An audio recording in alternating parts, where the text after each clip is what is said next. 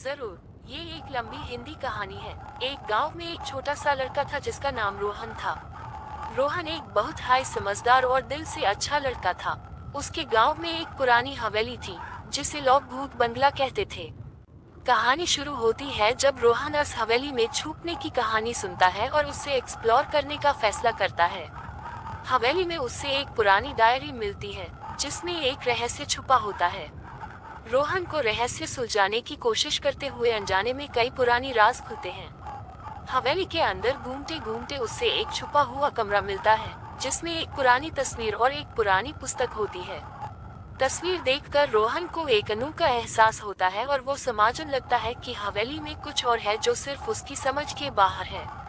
एक दिन जब वो हवेली में दोबारा जाता है, उसे एक भयानक आवाज सुनाई देती है और वो भागते हुए बाहर निकलता है। पर उसके मन में अब एक सवाल है कि क्या सच में हवेली में कुछ भूत या रहस्य है या फिर ये सब सिर्फ उसके दिमाग की घालाटी है। क्या रोहन इस रहस्य को सुलझा पाएगा? क्या हवेली के अंदर छुपा हुआ सच कभी सामने आएगा? क्या आपको और सुनना है? एक बार की बात है, एक छोटा सा गांव था जहां सब लोग खुश थे। गांव में एक अजीब सी चुप्पी थी जो केवल रात के समय हाई टूटी। लोग कहते थे कि रात को कुछ अजीब होता है, पर क्या? इस गांव में एक अनोखा किला था जिसे हर कोई दूर से देखता था, पर कोई उसके पास जाने की हिम्मत नहीं रखता था। एक दिन एक बहादुर लड़का राहुल ने फैसला किया कि वो इस किले के राज को सुलझाएगा। राहुल ने किले की तरफ सफर किया और रास्ते में यूज एक रहस्यमय औरत मिली जो यूज किले के राज के बारे में कुछ बता सकती थी। उसने यूज किले के अंदर ले जाने की सलाह दी।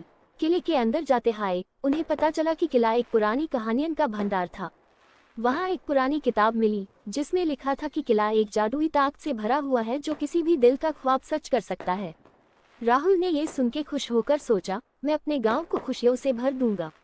उसने अपने दिल के ख्वाब को लिखा और उसने गांव की तरक्की, सुख और समृद्धि का सपना देखा।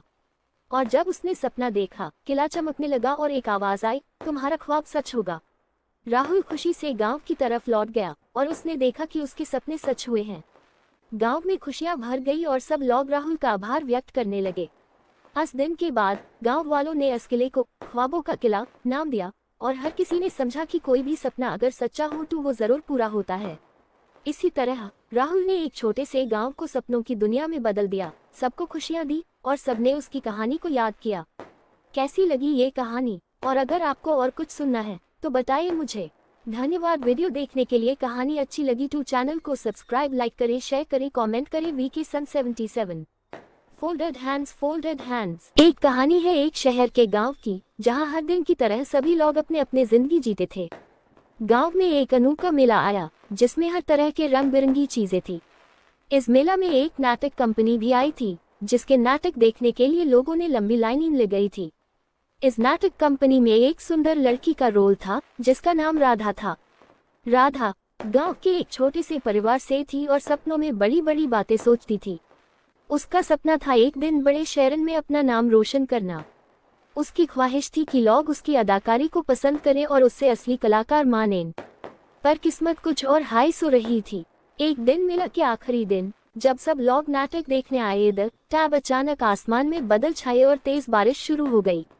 लोग भागते भागते अपने अपने घरों की तरफ लौट रहे थे, लेकिन राधा को एक ऐसा पल मिला जिसमें उसने अपनी सच्चाई और हुनर को दिखाने का मौका पाया।